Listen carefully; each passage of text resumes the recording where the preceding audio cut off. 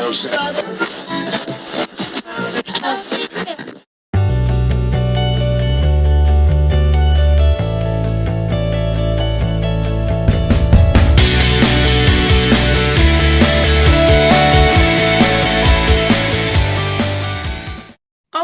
this is IPen Visions podcast, interviews and conversations. We're on episode 4 with relationship counselors.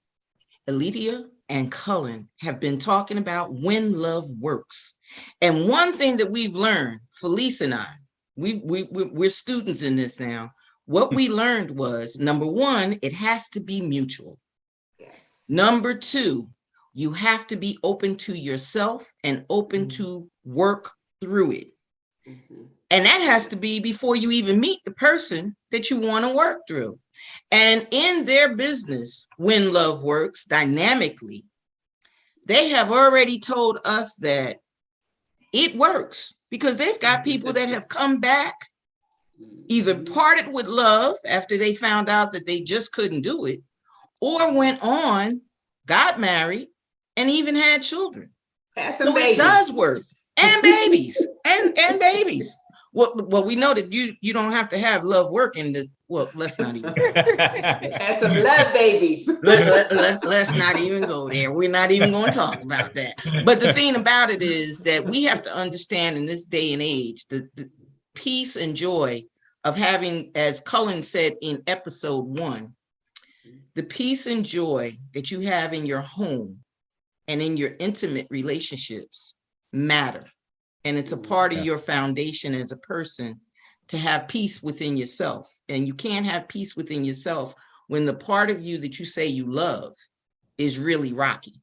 Am I right, Cullen? Is that putting it in the right terms? That's spot on. Yeah, you have to kind of have that. I think Felice, we got to understand and let our audience know that if it's not working, they need to get in touch with these two. Absolutely. But I loved also what they said about, people that are not willing to invest or just want a placeholder that is disrespectful. That is just. Yes, disrespectful. And not only is it disrespectful to person, it's disrespectful to themselves. You're disrespecting yourself when you don't go through the vetting process. We talked about that in episode 3. So I'm just naming all of this stuff because if you don't look at all 4 episodes, you're going to miss out on some good information about when love works. And does it have to take 50 years for love to work? Oh, no. Working with us, we have all of our series are across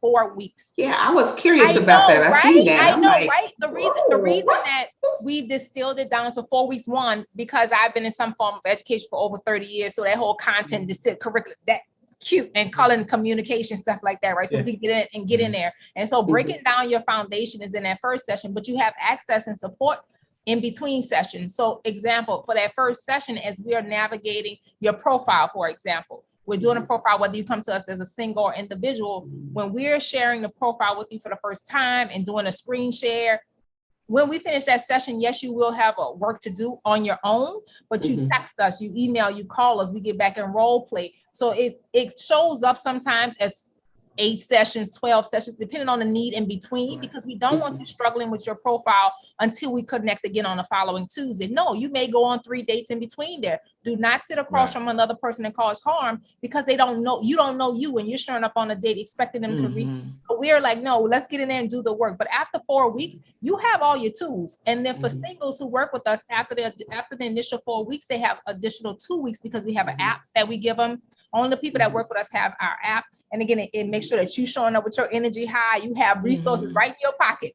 Our podcast is in your ear. Like, you have a lot of tools in that short amount of time, and you have access to us as well. Right. Awesome. So this is a crazy question, but how does one date in this crazy mixed up world that we're living in right now? Because when I tell you I've been off the market and ain't like brought my head up to look around and say, that kind of thing. What do people do? When you are intentionally. Go ahead. Well, If you're open to it, start on the app. If you're open to it. Yeah, I think you please.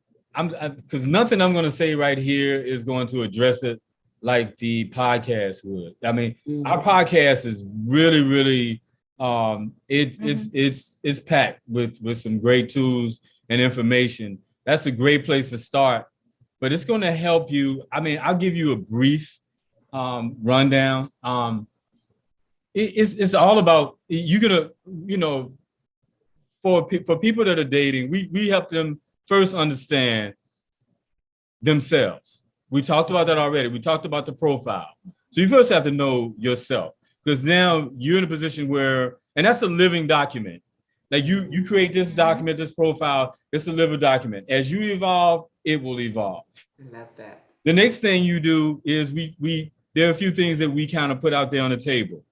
Now you're getting to know, now you're going out on dates. You're just going out on dates, and the dates are 1/3, basically 1/3 you collecting intel, 1/3 chemistry, you're observing chemistry, and the last third is you just having fun. It's the experience. It's the experience itself. Because you can't desire to have a partner and not actually go on a date. So that experience part is the actual, you have to experience. Right. It's the experiential process. Right. A lot of people look great on paper and look great on apps, but until you get into the room with them, you can't get that last experiential feel.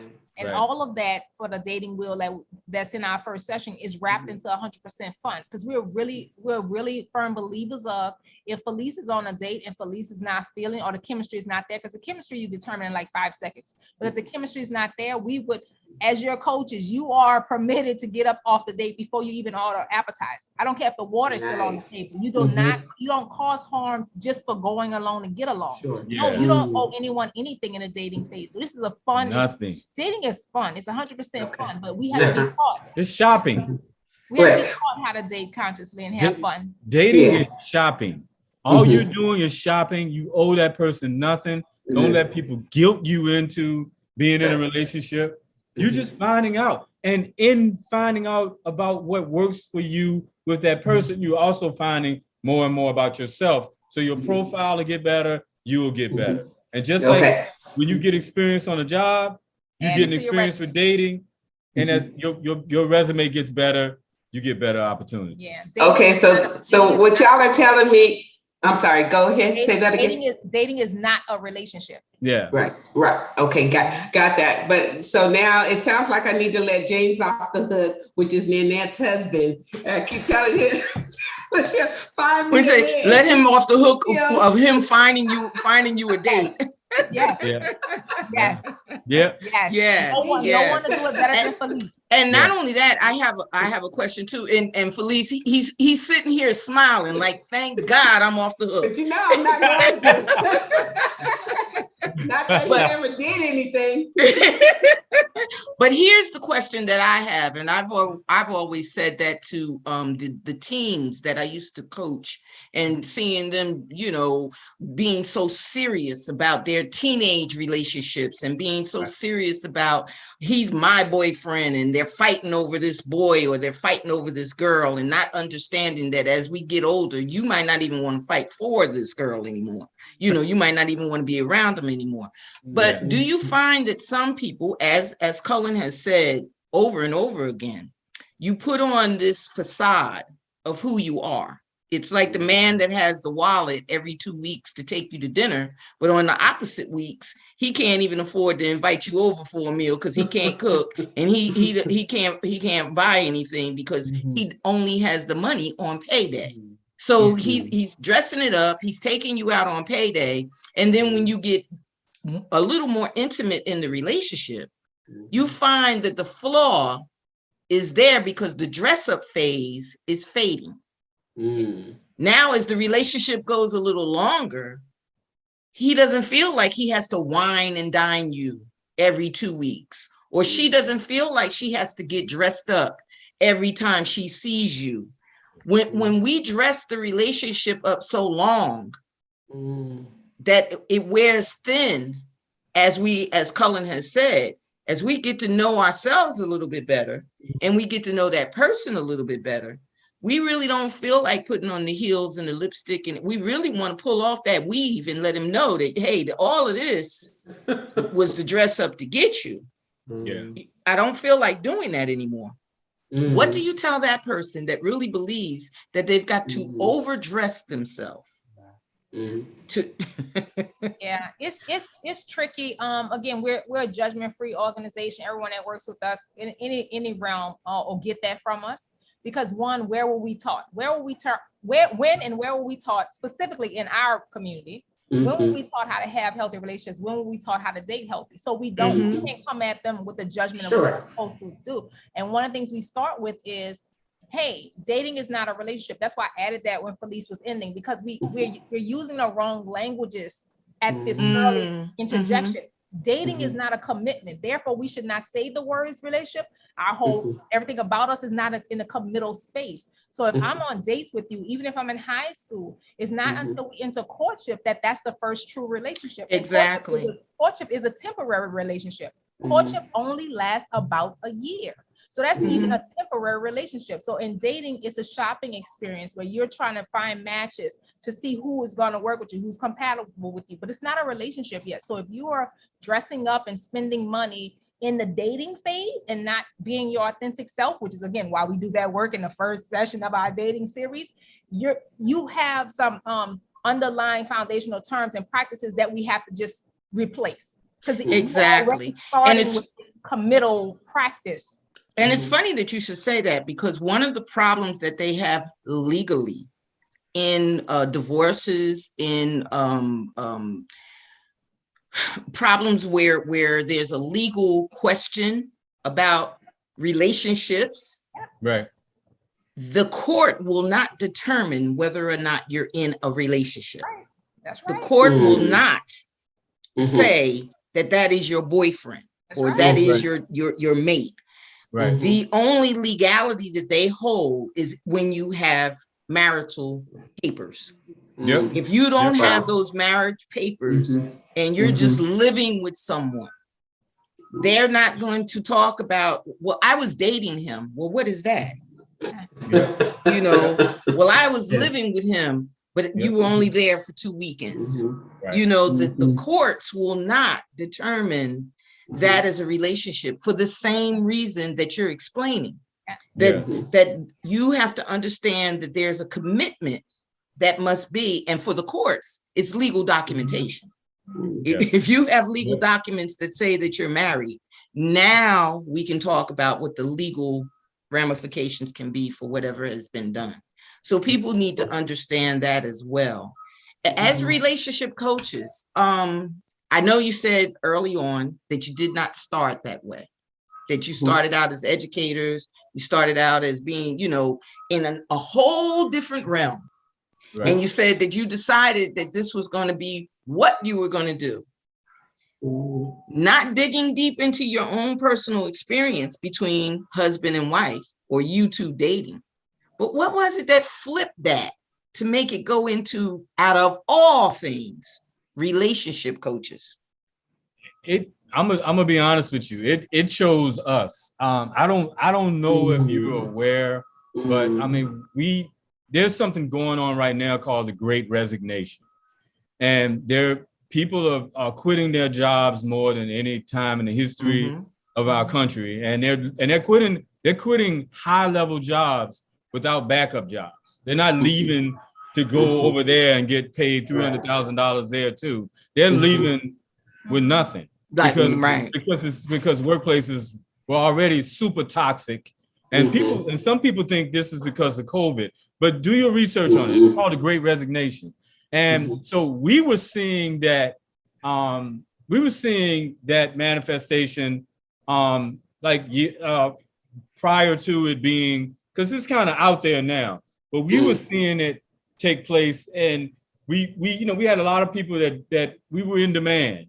Both of us, for both of our professions, did really well, and we were in demand. So we would call to this space and call to that space. So we got a chance to see, wait a minute, this is not just this place thing. This is a worldwide. And then we start talking to our clients, and they were telling us about how, oh no, because we have international clients too. And they were telling us, oh no, it's like that here too. And so we were like, wow, this is a worldwide phenomenon. And then we also were looking at, we had people come long before we became coaches. We had people coming to us talking about these things, and we were seeing that it was just a pattern of incivility, and it chose us. And so we went deeper into relationships because it's across all of them. But we started with intimate relationships first, and then people who work with us in the intimate realm with their intimate partners called us into their organizations to do that work as well. So we started with intimate because we saw too many people breaking up or normalizing dysfunctions because they didn't have the tools. And so we said we created some tools that helped our relationship grow stronger, accelerated pace, and have healthier connections with our family, our colleagues, with our children. So because we were already creating tools from scratch, we started to share those tools with people who wanted support in their intimate relationships. And then a lot of the people from our intimate client roster called us into the professional realm. Specifically, like I could think of one principal to this day. He was like, listen, Maddox, I feel like I'm the daddy there. I feel like I'm a marriage coach. And he was very specific. He said, these educators are in front of young people who see that they don't have a healthy relationship. So please come help because I have to do X, Y, Z. Like this person is a leader of an educational facility, but know that their staff are really in front of young people causing harm because their relationship was unhealthy. We're not just going to pretend just for the longevity or the tenure. And so come into the system and do something to help us create and maintain healthy relationships. Nice. And again, how can our audience get in touch with you and find out more and possibly become clients to better themselves? Because that's what we're talking about, bettering themselves so that they have better relationships. Excellent. Thank you. Please, if you want to create and maintain healthy relationships, really transform your entire life and love life in about 4 weeks, find us at wlwdynamically.com. That's wlwdynamically.com, or When Love Works Dynamically across all social media platforms. We have a podcast that's absolutely free, When Love Works Dynamically YouTube channel, When Love Works Dynamically social media pages, because we want you to get and maintain healthy relationships specifically within our historically marginalized communities, because we want us to win. Yeah, Yes, amen. Free because we want to take all barriers to participation away. On that, we definitely wanted to have that as well. So yes. that podcast. Well, I want to thank you. Felice, do you have any other questions? I mean, because I see you now. You fired my husband from being you know. So since you fired him, I see that Elitia and Cullen have stepped in, and now you have professional coaches. Well, tell him he fired himself, first of all, because he still ain't produced me no husband in almost 2 years. So I'm gonna go with the 4-week program. Yeah, because his program has been quite almost a year now. Two. Yeah, 2 years. Okay. So anyways, I have thoroughly enjoyed this. And not only that, I have been educated because you don't know what you don't know. Right. And I appreciate the work that you have put in. So you're a prime example for your program. Thank you. Thank you so much. But it shows, and I humbly just tell you that I was blessed by this conversation today. Yes, and I want to tell everybody that interviews and conversations is not that one-on-one, as you can very well see. Every episode is not only entertaining, but it's a conversation. It's like sitting at a table and just talking. And that's what we do with our entrepreneurs, people that have business, consultation. And we'd like to invite you to come in anytime and have a conversation with us, or join in and be on the recorded interview with some of our other people that we bring in, because a collaboration of sorts is the best thing. That type of relationship builds, and those type of relationships also heal because we don't know who may need a healing in the relationship that they have. So we want to thank you and thank our audience, thank our guests that stayed with us for the interview. And please join us for the month of April, because when love works, every Friday we'll be streaming on different platforms. So when you see those smiling faces from that couple, that's because they getting people together so that they do some other things, So we want to thank you. Thank you so much for being outstanding guests. We want to welcome you anytime back to our platform. Thank you so much. Appreciate it. Thank you so much. Thank you. It was such a pleasure.